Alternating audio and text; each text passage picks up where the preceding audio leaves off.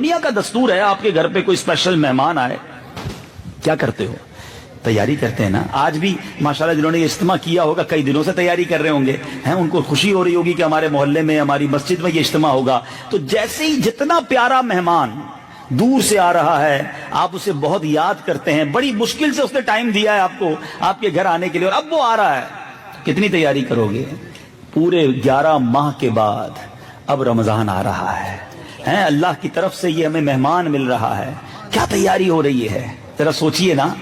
کوئی دل میں خوشی, کوئی تیاری ضرور ہو رہی ہے, لیکن آج کل سپر اسٹور پہ تیاری ہو رہی ہے کہ فلاں تیل اتنے کا ہو گیا ہے, تو فلاں پکوڑے اتنے کے ہیں, تو کباب کے لیے یہ سامان بڑا سستا ہے, تو شربت یہ والے, ٹی وی والوں نے ایڈورٹائزمنٹ لگا دی ہوگی, بڑے بڑے بورڈ لگ گئے ہوں گے, ریسٹورنٹ والے تیاری کر رہے ہوں گے, سحری کی اسکیم, افطاری کی اسکیم. مجھے تو یہ سمجھ نہیں آتا کہ اگر کسی سے پوچھو نا کہ رمضان کی تیاری کیا ہو رہی ہے تو کہتے ہیں بس وہ جانا ہے شاپنگ سینٹر پہ, تو کھانے پینے کا سامان لے کر آنا ہے, افطاری سحری کا سامان لانا ہے. اچھا پھر کیا کیا تیاری ہے؟ بس 10-15 رمضان کے بعد پہلے 4-5 روزوں میں تراویح پوری کر لینی ہے, اس کے بعد مارکیٹ کھولنی ہے, پھر سارا رمضان دکان چلانی ہے. اچھا عام لوگوں سے پوچھو آپ کا کیا پلان ہے؟ بس 10-15 رمضان تک مسجد میں جائیں گے, اس کے بعد آخری اشرے میں تو عید کی تیاری کریں گے, تو رات دیر تک شاپنگ سینٹروں میں چلیں گے. مطلب اس پوری تیاری میں میرا سوال یہ ہے عبادت کہاں ہے؟ کیا رمضان کھانے پینے کے لیے آیا ہے؟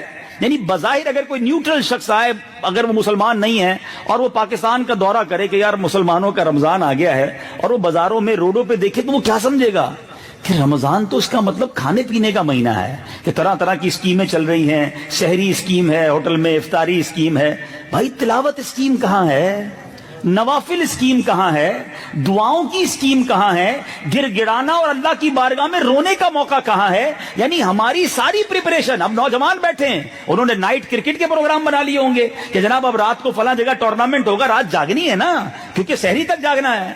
استغفر اللہ. سوچو رمضان مغفرت کروانے آ رہا ہے, ہمیں بخشوانے آ رہا ہے, اور ہم کس طرف تیاریوں میں لگ گئے ہیں. یاد رکھنا میٹھے اسلامی بھائیوں, رمضان ضرور بخشش کے لیے آیا ہے اور کروڑوں کو بخشوا کر جائے گا, مگر وہ دعا یاد رکھنا, کونین کے والی صلی اللہ تعالی علیہ وسلم, بخاری شریف کی حدیث ہے, اس حدیث کا ایک جز سناتا ہوں. آقا نے منبر پر پیر رکھا اور آمین کہا. صحابہ نے پوچھا حضور آپ نے آمین کیوں کہا؟ میرے آقا فرماتے ہیں جبریل امین حاضر ہوئے, انہوں نے دعا کی یا رسول اللہ وہ برباد ہو جائے, بدبخت ہو جائے جو رمضان کو پائے اور اپنی مغفرت نہ کروا سکے.